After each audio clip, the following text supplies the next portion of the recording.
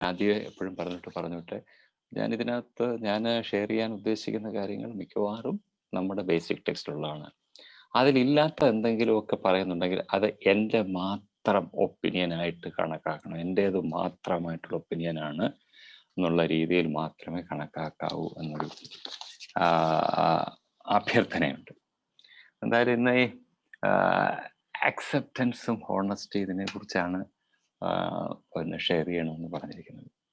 നമുക്കറിയാം, നമുക്ക് എല്ലാവർക്കും അറിയാവുന്നൊരു കാര്യമാണ് ലൈ ഡിറ്റക്ടർ എന്ന് പറഞ്ഞൊരു സാധനമുണ്ട്. ഈ ചില ക്രൈമിനും ഒക്കെ ആൾക്കാരുടെ അവർ കള്ളമാണോ പറയുന്നതെന്നറിയാൻ വേണ്ടി ലൈ ഡിറ്റക്ടറിൽ അത് അതിനുശേഷം ചോദ്യങ്ങൾ ചോദിച്ചിട്ട് അനലൈസ് ചെയ്യുന്ന ഒരു സംവിധാനമുണ്ട്.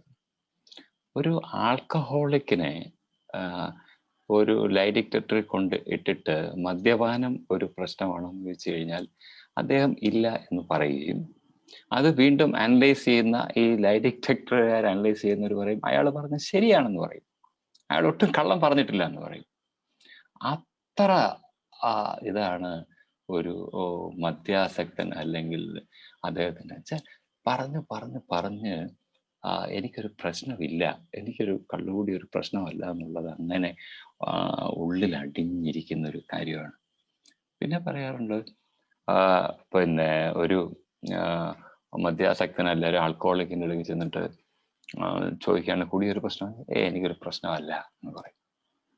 ഒന്ന് ആലോചിച്ച് നോക്കിയാൽ ഒരു പ്രഗ്നൻ്റ് ആയ ഒരു സ്ത്രീയുടെ അടുക്കൽ ചെന്ന് ചോദിച്ചു കഴിഞ്ഞാൽ നിങ്ങൾക്ക് പ്രഗ്നൻസി ഉണ്ടോ എന്ന് ചോദിച്ചു കഴിഞ്ഞാൽ ഒരിക്കലും എനിക്ക് കുറച്ച് പ്രഗ്നൻസി ഉണ്ടെന്ന് പറയാമല്ലോ, ഇച്ചിരി ലിറ്റിൽ പ്രഗ്നൻസി എന്ന് പറയാമല്ലോ. ഒന്നുകിൽ ഞാൻ പ്രഗ്നൻ്റ് ആണ് അല്ലെങ്കിൽ പ്രഗ്നൻ്റ് അല്ല എന്ന് പറയും.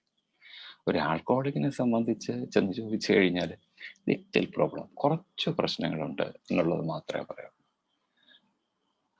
ഇത് രണ്ടുപേരും കൂടെ ഒന്ന് കമ്പയർ ചെയ്യുകയാണെങ്കിൽ ഒരു പ്രഗ്നന്റ് വുമൺ ആദ്യമേ അറിയും അവർക്ക് പ്രഗ്നൻസി ഉണ്ടെന്ന്. പക്ഷെ ഒരു ആൽക്കഹോളിക്കിനെ സംബന്ധിച്ച് ഏറ്റവും അവസാനത്തെ സ്റ്റേജിലാണ് അറിയുന്നത് എനിക്കൊരു പ്രശ്നമുണ്ടെന്നുള്ളത്. ഈ ഒരു വലിയ വ്യത്യാസം ഒരു രസത്തിന് വേണ്ടി അത് പറഞ്ഞതേ ഉള്ളൂ. ഈ രണ്ട് കാര്യങ്ങളും എനിക്ക് തോന്നുന്നു ഈ അക്സെപ്റ്റൻസും ഹോണസ്റ്റിയും.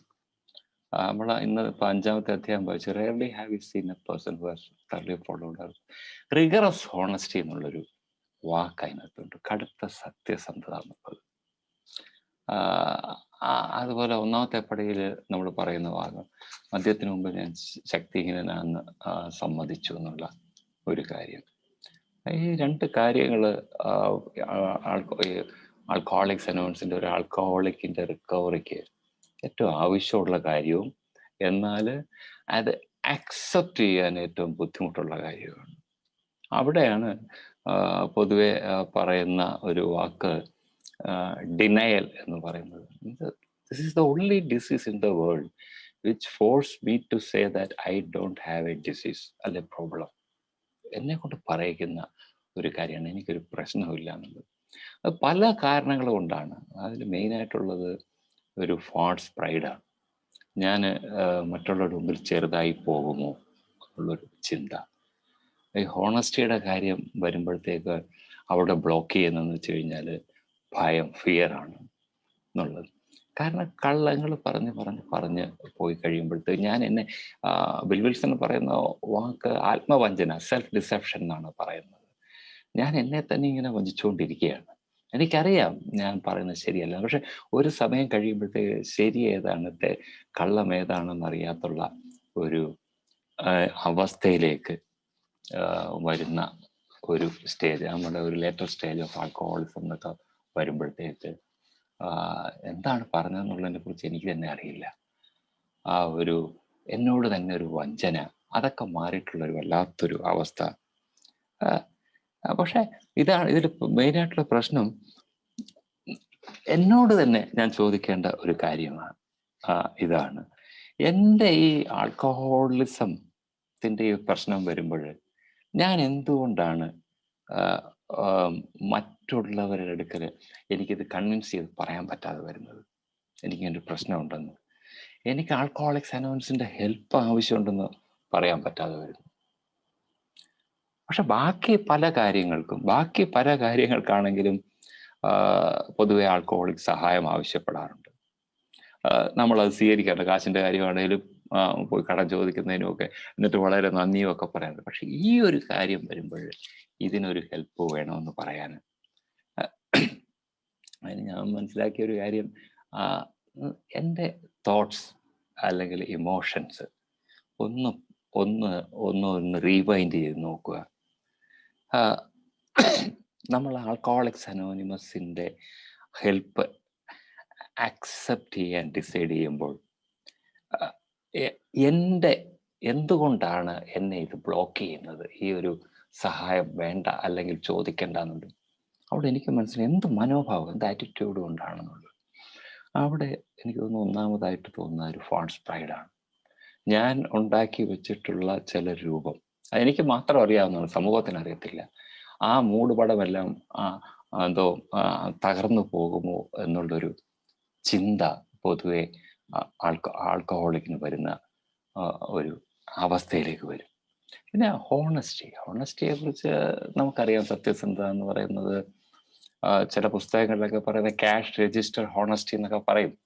നമ്മൾ പൈസയുടെ കാര്യത്തിലും ഒക്കെ. അല്ലെങ്കിൽ ഈ കാര്യം നേരത്തെയൊക്കെ ഒരു എയിലൊരു കോയിനേജ് ഉണ്ട്, ഒരു മോഷ്ടാവ് എയിൽ വന്ന് എയിൽ നിന്ന് കഴിഞ്ഞാൽ നമുക്ക് കിട്ടുന്ന ഒരു സോബർ മോഷ്ടാവിനെ മാത്രമായിരിക്കും, സോബറായിട്ടുള്ള മോഷ്ടാവിനെ.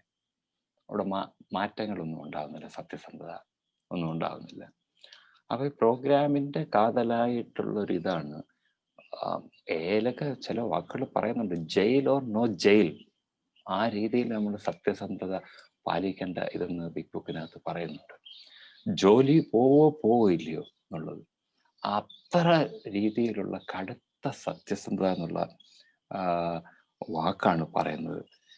ഈ ഹോണസ്റ്റി, ഓപ്പൺ മൈൻഡ്നെസ്, വില്ലിങ്, അതിനകത്ത് ആദ്യം വരുന്ന വാക്ക് ആണ്, ഹോണസ്റ്റി തന്നെയാണ്. ആദ്യത്തെ ഒരു കടമ്പ അല്ലെങ്കിൽ എന്ന് പറഞ്ഞു കഴിഞ്ഞാൽ ഇതിനെ എങ്ങനെ ഓവർകം ചെയ്യാമെന്നുള്ളത്.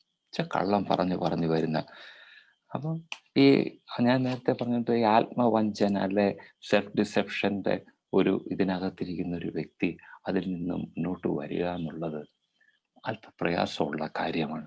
അവിടെ ഈ ഫിയർ എന്നുള്ള കാര്യം, പ്രൈഡ്, ഈ രണ്ട് കാര്യങ്ങൾ പുറകിലോട്ട്, അതിലേറ്റവും അപകടമായിട്ടുള്ളത് ആത്മവഞ്ചന, സെൽഫ് ഡിസെപ്ഷൻ തന്നെയാണ്. കാരണം ഞാൻ എന്നെ തന്നെ പിന്നെ വഞ്ചിച്ചുകൊണ്ടിരിക്കുന്ന ഒരവസ്ഥയാണ്.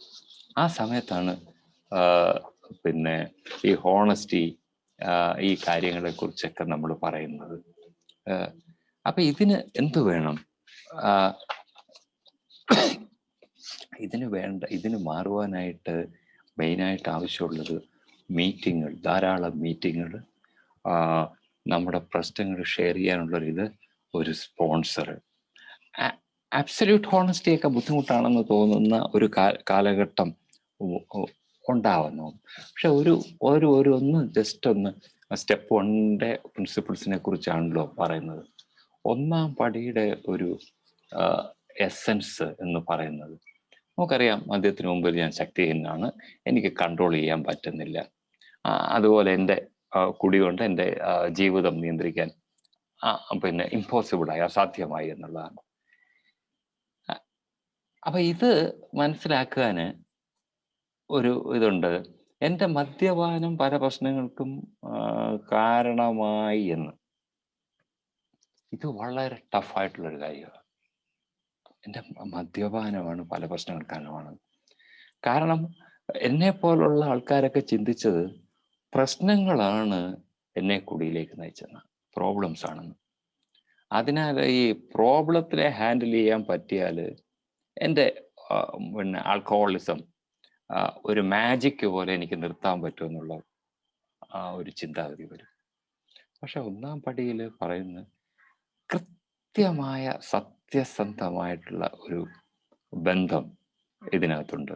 മദ്യപാനവും ജീവിത പ്രശ്നങ്ങളെയും കുറിച്ച് മനസ്സിലാക്കുന്നുണ്ട്, ഇത് തമ്മിലുള്ള ഒരു റിലേഷൻ.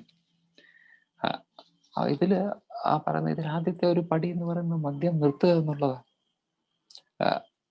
അപ്പം അതെങ്ങനെ ചെയ്യാൻ പറ്റും? ഇതെങ്ങനെ അക്സെപ്റ്റ് ചെയ്യാൻ പറ്റും? ഒരു പുതിയതായിട്ട് വരുന്ന ഒരാൾക്ക് ഇതെങ്ങനെ മനസ്സിലാക്കാൻ പറ്റും? ഞാൻ സമ്മതിക്കുന്നു എന്നൊക്കെ പറയാറുണ്ട്. ബോധപൂർവം ഞാൻ മനസ്സിലാക്കുകയാണ്, അല്ല അക്സെപ്റ്റ് ചെയ്യാണ്, ബോധപൂർവം. അത് ഒരു പുറത്തുള്ള ഒരു ഇതല്ല. മദ്യമാണ് എൻ്റെ പ്രശ്നങ്ങൾക്ക് കാരണം. പ്രശ്നങ്ങളാണ് എൻ്റെ മദ്യത്തിന് കാരണമെന്ന് വന്നു കഴിഞ്ഞാൽ ഉള്ളൊരു പ്രശ്നം എന്ന് വെച്ചാൽ ഈ പ്രശ്നങ്ങളെ ഹാൻഡിൽ ചെയ്യാൻ മാത്രം നടക്കും. മദ്യം ഇങ്ങനെ അതിൻ്റെ കൂടെ തന്നെ നടക്കും. ഞങ്ങൾക്കൊരു പ്രോബ്ലം, വീണ്ടും ഒരു പ്രോബ്ലത്തിലേക്ക് പോകുന്ന ഒരു കള്ള ഉള്ളിലോട്ട് വന്നു കഴിഞ്ഞാൽ എനിക്കൊരു കൺട്രോളും ഇല്ല. എനിക്ക് ഒരു കൺട്രോളുമാണ്. എന്താ ഞാൻ പിന്നീട് ചെയ്യാൻ പോകുന്നതിനെ കുറിച്ച് എനിക്കൊരു ഐഡിയയും ഇല്ല. ഗൂഗിൾ പറഞ്ഞ ഒരു ഗ്യാരണ്ടിയും ഇല്ല എന്നാണ് പറയുന്നത്. എപ്പോൾ നിർത്തും, എപ്പോൾ തുടങ്ങും. അപ്പം ഒരു പ്രോബ്ലം സോൾവ് ചെയ്യാൻ ആ പ്രോബ്ലം എന്താണെന്നാണ് ഞാൻ മനസ്സിലാക്കേണ്ടത്, ഒരു അക്സെപ്റ്റ് ചെയ്യേണ്ടത്. That's my drinking. എൻ്റെ ആൽക്കഹോളിസമാണ്. അതാണ് ഒന്നാം പടിയിൽ മനസ്സിലാക്കിയത്. അപ്പൊ ഇതിനെ ഒഴിവാക്കിയിട്ട് ഞാൻ സെക്കൻഡറി ആയിട്ടുള്ള കാര്യങ്ങളെയൊക്കെ ഹാൻഡിൽ ചെയ്യാൻ പോയാൽ ഞാൻ സുബോധത്തിലെത്തുകയില്ല എന്നുള്ളതാണ് ആൽക്കഹോളിക്സ് അനോണിമസ് പറഞ്ഞത്. വളരെ ഒരു ഇതായിട്ട് ലോജിക്കലായിട്ട് ഒരു ക്ലിയറായിട്ട് റാഷണലായിട്ട് എൻ്റെ ഈ ആൽക്കഹോളിക് ബിഹേവിയറിനെ അനലൈസ് ചെയ്യുക എന്നുള്ളതാണ്. ഒന്ന് പറഞ്ഞു കഴിഞ്ഞാൽ ഇപ്പോൾ ക്ലിയർ തിങ്കിങ് വന്നു കഴിഞ്ഞാൽ ഞാൻ എന്താണ് വിചാരിക്കുന്നത്, എന്താണ് മറ്റുള്ളവരുടെയൊക്കെ പറയുന്നത്, ഇതൊക്കെ പക്ഷെ ഞാനത് പറയാറില്ല. കാരണം ആൽക്കഹോളിക് ആയിട്ടുള്ള ഞാൻ അത് പറയാൻ വളരെ ട്രെയിൻഡാണ്. നാളുകളായിട്ട് ഇത് പറയരുതെന്ന് ഇങ്ങനെ മനസ്സിലിങ്ങനെ ഇരിക്കുന്ന കാര്യമാണ്. ഇതിനെയാണ് ഒരു പക്ഷേ പറയുന്ന ഡിനയൽ എന്നുള്ളത്. എനിക്കിങ്ങനെ ഒരു പ്രശ്നമില്ല. ഉള്ളിൻ്റെ ഉള്ളിലുണ്ടെങ്കിൽ തന്നെ അത് പുറത്തേക്ക് പറയാനൊരു ബുദ്ധിമുട്ട്. പിന്നീട് ഒരു എന്ന് വെച്ചാൽ ലോജിക്കലായിട്ട് നമ്മളൊരു എന്തോ കാരണമോ ഒക്കെ ആയിട്ട് അപ്പം എൻ്റെ ഒരു ആൽക്കഹോളിക് ആയിട്ടുള്ളൊരു മൈൻഡുണ്ട്, ഞാനൊരു കുടിയനായിട്ടുള്ളത്. അതെന്നോട് പറയാണ് ഇങ്ങനെയൊന്നും ചിന്തിച്ചിട്ട് കാര്യമില്ല. എന്നെ പുറകിലോട്ട് പിടിച്ച് വലിച്ചുകൊണ്ടിരിക്കുകയാണ്. പക്ഷേ എനിക്കെന്നാലും ഉള്ളിൽ എനിക്കൊന്ന് സോബറായിട്ട് നിൽക്കണമെന്നുള്ള ആഗ്രഹമുണ്ട്. ഇവർ തമ്മിലുള്ളൊരു ക്ലാഷാണ്. അത് പറയുന്നുണ്ട് എൻ്റെ അടുക്കൽ, നീ ഇത് കഴിച്ചാൽ നമ്മുടെ സുഹൃത്തൊക്കെ പറയുന്നുണ്ട്, ഒന്നുകിൽ മരണം, അല്ലെങ്കിൽ ജയില്, അല്ലെങ്കിൽ പ്രിമച്വർ ഡെത്ത് എന്നൊക്കെ പറയുന്നു. ഇത് നിന്നെ കൊല്ലും. പക്ഷെ അതല്ല. പിന്നെ ഈ അക്സെപ്റ്റ് ചെയ്യാനുള്ള വ്യത്യാസം, റാഷണലൈസേഷൻ വളരെ കൂടുതലുണ്ട്. എത്ര ഞാൻ കുടിച്ചെന്നോ എങ്ങനെ കുടിച്ചോ എന്നോ അതിനെക്കുറിച്ച്, അതിൻ്റെ കോൺസിക്വൻസസിൻ്റെ ചെറിയ കാര്യങ്ങളെക്കുറിച്ച് മാത്രം ആലോചിക്കും. ഒരുപാട് എക്സ്ക്യൂസുകളും നമ്മളെല്ലാം എക്സ്ക്യൂസ് മാനുഫാക്ചറേഴ്സ് ആണെന്ന് പറയും ആൽക്കഹോളിക്. ജസ്റ്റിഫിക്കേഷൻ ഫാക്ടറി ആണെന്ന് പറയും. ഇതിൻ്റെ ഒരു ഫാക്ടറിയാണ്. എന്തിനും ഒരു കാരണമുണ്ട്. അപ്പോൾ എന്ത് പ്രശ്നങ്ങൾ വന്നു കഴിഞ്ഞാലും അതിന് മുഴുവൻ ജസ്റ്റിഫിക്കേഷൻ. ഇതിനെ ഒക്കെ ഒന്ന് കൺട്രോൾ ചെയ്ത് മുന്നോട്ട് പോവുക, അല്ലെങ്കിൽ ഇതിനെ ഒന്ന് അക്സെപ്റ്റ് ചെയ്യുക. എൻ്റെ ഈ പ്രോബ്ലം മെയിനായിട്ട് ഇതാണെന്നും എനിക്കിനി ഇങ്ങനെ നമ്മൾ പലപ്പോഴും പറയാറുണ്ട് 100% പിന്നെ എടുക്കാൻ പറ്റുന്ന ഒരു പടിയാണ് 12 പിന്നെ ഫസ്റ്റ് സ്റ്റെപ്പ് എന്ന് പറയാറുണ്ട്. ഒരു ഗുണമെന്ന് വെച്ച് കഴിഞ്ഞാൽ, ഇപ്പോൾ ഒന്നാം പടിയുടെ ഒരു ഗുണമെന്ന് മനസ്സിലാക്കി കഴിഞ്ഞാൽ ഈ 12 പടികൾ, 1 മുതൽ 12 പടികൾ വർക്ക് ചെയ്യുമ്പോൾ കിട്ടുന്ന ഒരു മോട്ടിവേഷൻ എന്ന് വെച്ചാൽ ഒരു മിറക്കിൾ. നമ്മൾ പല കാര്യങ്ങളും ഞാൻ ശ്രമിച്ചു നോക്കി, പക്ഷേ ഇതിലൊരു മാജിക് ഒന്നുമില്ല. ഈ പടികളിൽ ഒരു മാജിക് ഇല്ല. മാജിക് എന്ന് വെച്ച് കഴിഞ്ഞാൽ നമുക്ക് വളരെ ടാഞ്ചിബിൾ ആയിട്ടുള്ള എന്തെങ്കിലും കാര്യമാണ്. അപ്പം ഇതിൽ ഈ ഓരോ പടികളിലും ഇൻവോൾവ് ആയിട്ടുള്ള പ്രിൻസിപ്പിൾസ് അത് മനസ്സിലാക്കി അത് വർക്ക് ചെയ്യാനും അത് മനസ്സിലാക്കാനോ പലപ്പോഴും ഈ മാജിക് എന്നുള്ള വാക്ക് നമ്മളെ അത് വർക്ക് ചെയ്യുന്നതിൽ നിന്നും മാറ്റി നിർത്തുന്ന ഒരവസ്ഥയിലേക്ക് വരും. പക്ഷെ അവിടെയൊക്കെ മീറ്റിങ്ങിന്റെ ഗുണം എന്ന് പറഞ്ഞു കഴിഞ്ഞാൽ ഓരോരുത്തരുടെ എക്സ്പീരിയൻസ്, സ്ട്രെങ്ത് ആൻഡ് ഹോപ്പ് എന്ന് പറഞ്ഞത് ആ മീറ്റിങ്ങിന് സ്ഥിരമായിട്ട് പോയി കഴിയുമ്പോഴാ കിട്ടുന്ന ആ ഒരു എനർജി, അല്ലെങ്കിൽ എൻ്റെ സുഹൃത്ത് ഒരു ബാറ്ററി റീചാർജ് എന്ന് പറഞ്ഞത്. അങ്ങനെ വരുമ്പോഴാണ് ഈ പടികളുടെ പ്രിൻസിപ്പിൾസ് എന്താണെന്ന് മനസ്സിലാക്കി അത് അപ്ലൈ ചെയ്യാനായിട്ടുള്ള, ഇപ്പോൾ നാം പടിയിൽ നിന്ന് പറഞ്ഞൊരു അക്സെപ്റ്റൻസും ഹോണസ്റ്റിയും എന്നെ ആത്മവഞ്ചന മാറ്റിയിട്ട് മുന്നോട്ട് പോകുമ്പോഴാണ് ആ മിറക്കിൾ എനിക്ക് ക്രിയേറ്റ് ചെയ്യാൻ പറ്റും. ചന്ദ്രമോഹൻ എന്ന് പറഞ്ഞ ആൽക്കഹോളിക്കിന് ക്രിയേറ്റ് ചെയ്യാൻ പറ്റും. ഈ മിറക്കിൾ മാജിക് അല്ല എന്നുള്ളതും മനസ്സിലാക്കാൻ പറ്റും. അപ്പൊ ഈ മിറക്കിൾ വരുന്നത് ഈ 12 പടികൾ വർക്ക് ചെയ്ത് ഈ റിക്കവറിയിലെ ഈ പ്രിൻസിപ്പിൾസ് ഉപയോഗിക്കുമ്പോഴാണ്. ഇവയുടെ ഇന്നർ മീനിങ് എന്നൊക്കെ നമ്മൾ പലപ്പോഴും പറയും. അപ്പൊ അതുകൂടെ മനസ്സിലായി കഴിഞ്ഞാൽ നമുക്ക് കുറച്ചുകൂടെ മനോഹരമായിട്ട് ഇത് യൂസ് ചെയ്യാൻ പറ്റും. ഇത്രയും അതിന് പ്രയോജനപ്പെടുന്നത് മീറ്റിംഗ് അറ്റൻഡ് ചെയ്യുക, എയുടെ ലിറ്ററേച്ചറുകൾ വായിക്കുക, മറ്റുള്ളവരുമായിട്ട് ഡിസ്കസ് ചെയ്യുക, ഒരു സ്പോൺസറിനെ കണ്ടെത്തുക.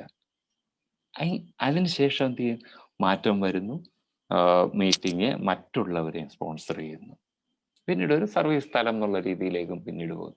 അപ്പോൾ ഈ 2 കാര്യങ്ങൾ ആണ് എനിക്ക് തോന്നുന്നത് എൻ്റെ ഒരു ഇതാണ്. കാരണം പലപ്പോഴും ആദ്യത്തെ ഒരു മീറ്റിങ്ങിൽ വരുമ്പോൾ, നമ്മളൊരാൾ വരുമ്പോൾ വളരെ ക്രിട്ടിക്കലാണ്. ഫസ്റ്റ് മീറ്റിങ്ങിൽ വരുമ്പോൾ പുള്ളിക്കാരന് കിട്ടുന്ന ഒരു പോസിറ്റീവ് എക്സ്പീരിയൻസ് ആണെങ്കിൽ അയാൾ വീണ്ടും വരാനുള്ള സാധ്യത ഉണ്ടാവും. അപ്പൊ അത് ക്രിയേറ്റ് ചെയ്യാൻ ആ ഒരു പോസിറ്റീവ് അറ്റ്മോസ്ഫിയർ ഒരു ന്യൂ കമൺ വരാൻ കൊടുക്കുവാനായിട്ട് ഞാൻ ബാധ്യസ്ഥനാണ്. അവിടെ മിക്കവാറും 1-ാം പടിയൊക്കെ ആണെങ്കിൽ അവിടെ നമ്മുടെ experience, strength and hope, ABC നമ്മളിന്ന് വായിച്ചു നിർത്തിയത് ഞാൻ ഇപ്പോഴെങ്ങനെയായിരുന്നു, ഞാൻ എൻ്റെ നേരത്തെ ഉള്ള ആ ഒരു അക്സെപ്റ്റ് ചെയ്യാതിരുന്ന ഒരവസ്ഥയിൽ നിന്ന് അക്സെപ്റ്റ് ചെയ്ത് ഈ പ്രോഗ്രാം അക്സെപ്റ്റ് ചെയ്തിട്ട് ഞാൻ മുന്നോട്ട് വന്നപ്പോഴുള്ള എൻ്റെ അവസ്ഥ ഇതാണ്. അങ്ങനെ വരുമ്പോൾ പുതിയ ഒരാൾക്ക് ചിന്തിക്കാൻ പറ്റുമോ, ഇത് കൊള്ളാം, ഈ മീറ്റിംഗ് എല്ലാം കൊള്ളാമല്ലോ, ഇവിടെ ഇരിക്കുന്നതൊക്കെ കൊള്ളാം, ഇതത്ര മോശമല്ല എന്നുള്ള ചിന്താഗതി ആ വ്യക്തിക്ക് വരാനുള്ള അവസരം കൂടുതലായിരിക്കും.